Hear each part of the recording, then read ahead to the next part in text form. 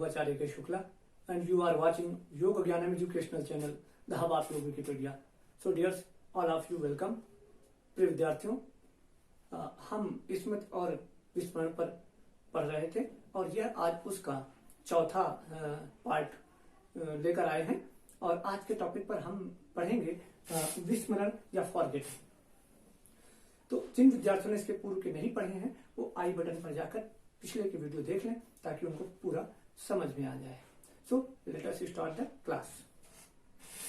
विस्मरण क्या है?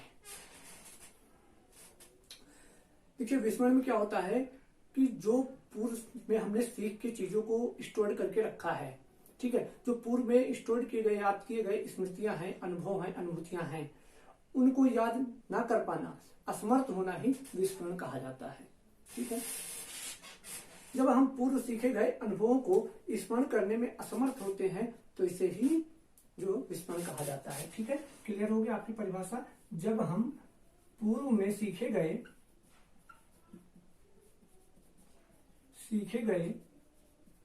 या सीखी गई अनुभूतियों को, जब हम पूर्व में सीखी गई अनुभूतियों को पुनः प्राप्ति, ठीक है, जब हम पूर्व में सीखी गई अनुभूतियों को पुनः प्राप्ति नहीं कर पाते हैं या उनको खो देते हैं, सीखी गई अनुभूतियों को खो देते हैं, ठीक है, खो देते हैं, किन्हीं कारण से खो देते हैं, ऐसा लिख सकते हैं। जब हम पूर्व में सीखी गई अनुभूतियों को किन्हीं कारण से खो देते हैं तो इसे ही विस्मरण कहा जाता है। ठीक है, ये हो गया विस्मरण, इसे कहा जाता है। अब ये जो पूर्व अनुभूतियों को या पूर्व स्मृतियों को हम खो देते हैं, ऐसा एक्चुअली में मुख्यतः दो रीजन से होता है, दो इसके फैक्टर हैं। ठीक है, एक चीज तो क्या होती है, एक फैक्टर तो ये हो जाता है कि वो जो स्मृति चिन्ह हमने इनकोडिंग की थी और उनका अभ्यास किया था और उसको जो है शॉर्ट टर्म मेमोरी या लॉन्ग टर्म मेमोरी, जहां भी आप कहें, लॉन्ग टर्म मेमोरी में ही होगा, तो लॉन्ग टर्म मेमोरी में जहां हमने संचित करके रखा था तो उन स्मृति चिन्हों का नाश हो जाता है। ठीक है, स्मृति चिन्ह जो बनते हैं, स्मृति चिन्हों का नाश, जब इनका नाश हो जाएगा तब ये चीज जो है ना फॉरगेटिंग पूरी होगी, यानी अब हम इसको रिकॉल भी नहीं कर पाएंगे किसी कंडीशन में। ठीक है, तो एक तो हमारा होता है स्मृति चिन्हों का नाश, दूसरा होता है पुनः प्राप्ति संकेत का नाश। ठीक है, पुनः प्राप्ति संकेत। अब ये क्या होता है पुनः प्राप्ति संकेत? पुनः प्राप्ति संकेत मतलब पुनः प्राप्ति संकेत का नाश कर दो या पुनः प्राप्ति संकेत की अनुपस्थिति, तो पुनः प्राप्ति संकेत की अनुपस्थिति के कारण भी विस्मरण होता है। तो इसको कहते हैं चिन्ह आधारित विस्मरण और इसको कहते हैं संकेत आधारित विस्मरण। तो इस प्रकार से दो प्रकार का विस्मरण हो गया, चिन्ह आधारित विस्मरण और दूसरा क्या हो गया? दूसरा हो गया पुनः, दूसरा हमारा हो जाएगा संकेत आधारित विस्मरण। संकेत आधारित विस्मरण या इसी को चिन्ह आधारित को हम ट्रेस डिपेंडिंग फॉरगेटिंग भी बोलते हैं और संकेत आधारित विस्मरण को हम क्यू डिपेंडिंग फॉरगेटिंग भी बोलते हैं। तो ये दो स्थितियां बनती हैं, तो इसलिए हम इसको दो चीजों से जानते हैं। ठीक है, एक पॉइंट क्लियर हो गया, ये दोनों को देखें तो एक पॉइंट हो गया। विस्मरण में ज्यादा कुछ नहीं पढ़ना है। बात नंबर 2 करते हैं। विस्मरण जो है, इसके विषय में मनोवैज्ञानिकों के बीच दो विचार हैं, दो तरह से भिन्न विचार हैं, अलग अलग उनकी अपनी थ्योरी है।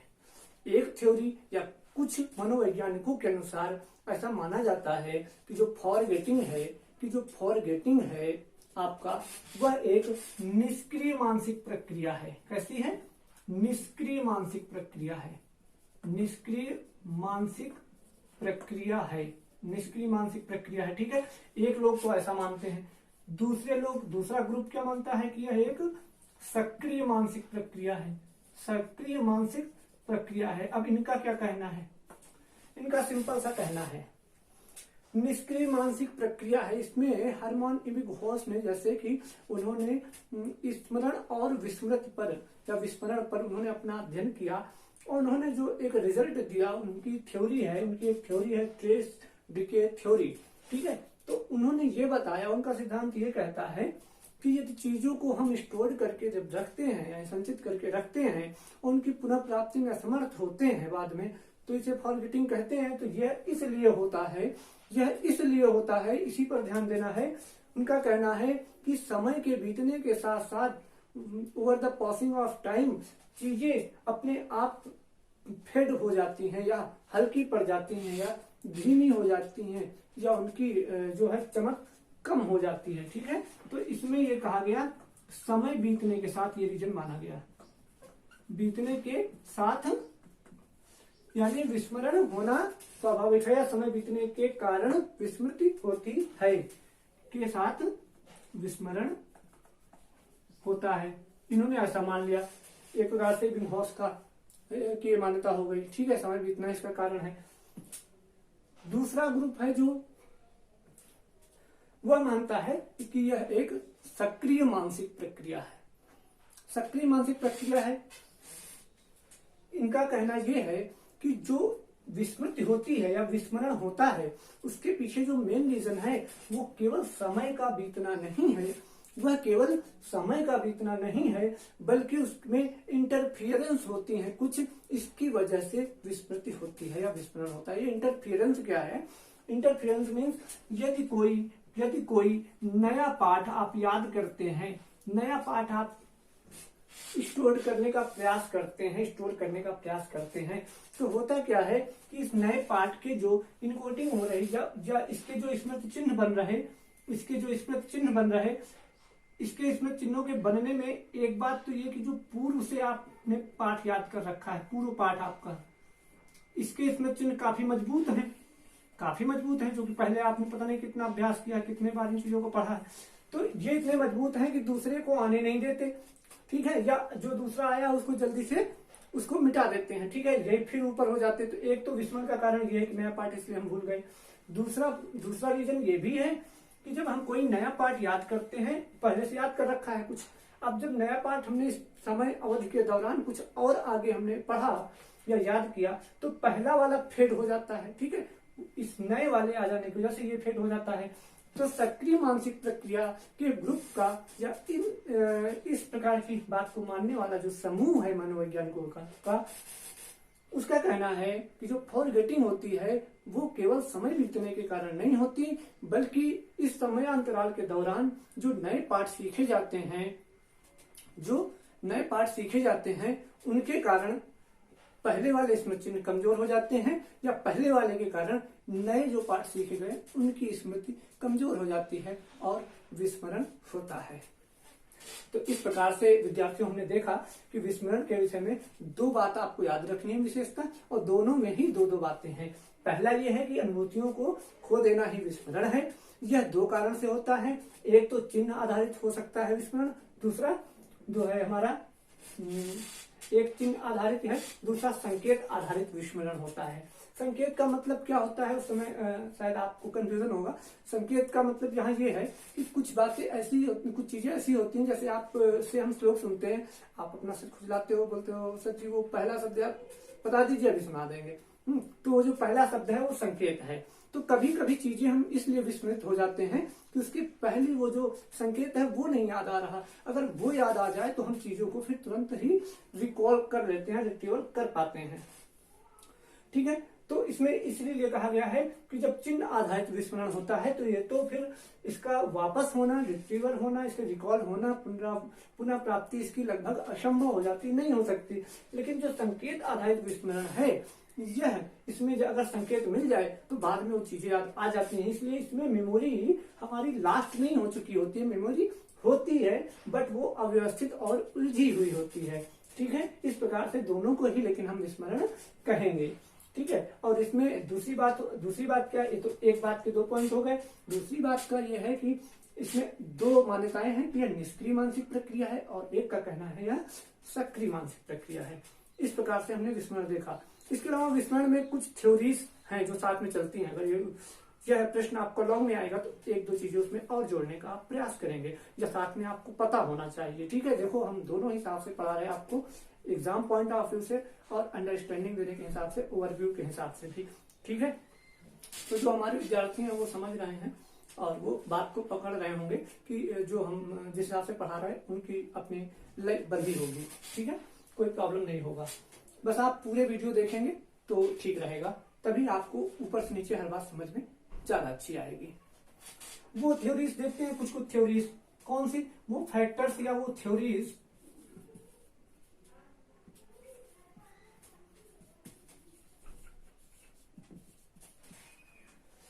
Factor theories of forgetting.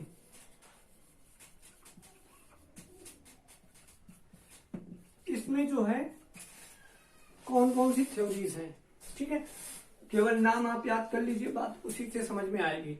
Number 1 तो है ट्रेस डिके थ्योरी, यानी कि संकेत का नष्ट हो जाना। तो ठीक, एक संकेत का नष्ट हो जाना, या इसको हम बोलेंगे ट्रेस।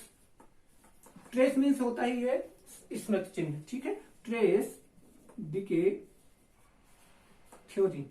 ठीक है, अभी इस पे हम फिर बात कर रहे हैं। दूसरा है इंटरफियरेंस या बाधा, इंटरफियरेंस या इसको हम बाधा के नाम से जानते हैं। तीसरा होता है रिट्रीवल फेल्यूर, ये तीसरा हो गया। ठीक है, और चौथा होता है मोटिवेटेड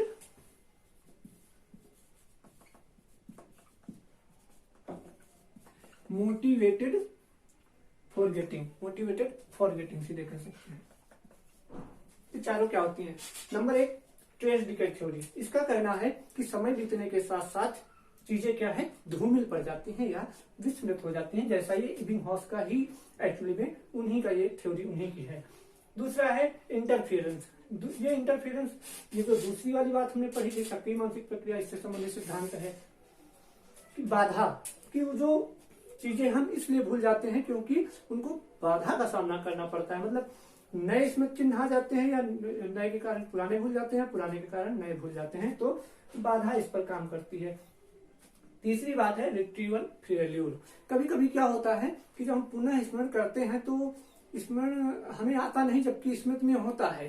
ठीक है, कर नहीं पाते, यानी वही संकेत आधारित विस्मरण जो होता है, तो इसकी वजह से फेल्यूर होता है, रिट्रीवल नहीं होता, क्योंकि उस दौरान हमें संकेत आधारित चिन्ह या उसके जो संकेत आधारित विस्मरण जो होता है वो संकेत या चिन्ह नहीं मिल रहे होते, जो क्यूज होते हैं, इसको क्यूज भी बोलते हैं। ठीक है, इसीलिए इसको क्यूज थ्योरी भी बोलते हैं। नेक्स्ट है लास्ट जो है मोटिवेटेड फॉरगेटिंग। ये सिगमंड फ्राइड जी का मुख्यतः उनके सिद्धांत पर टिका हुआ है।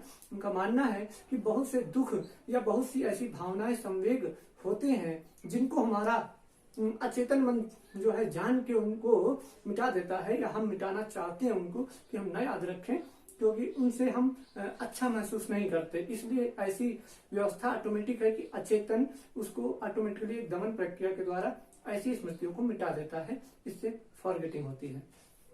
तो विद्यार्थियों, आपको विस्मरण समझ में ठीक से आ गया होगा। अगर कोई प्रॉब्लम आ रही है तो आप कमेंट के द्वारा बात करें, मैं आपकी प्रॉब्लम सॉल्व करने का प्रयास करूंगा तुरंत, और आप बने रहें इस पर। और अभी एक टॉपिक इसी से संबंधित और है जो कि आपको जानना सबसे अधिक आवश्यक होगा, आपको पढ़ना ही होगा। उसके बिना आपने अभी तक जो भी 3-4 पार्ट पढ़े हैं, इनको पूरा अगर देखा जाए समराइज करना और इसको एक बार में पढ़ना, इसकी उपयोगिता को किस प्रकार से इसको पढ़ने को लाभ में लाना है, उसके लिए 4th वीडियो होगा। तो प्लीज आप बने रहें, देखते रहें, घर पर रहें, एक दूसरे की मदद करते रहें।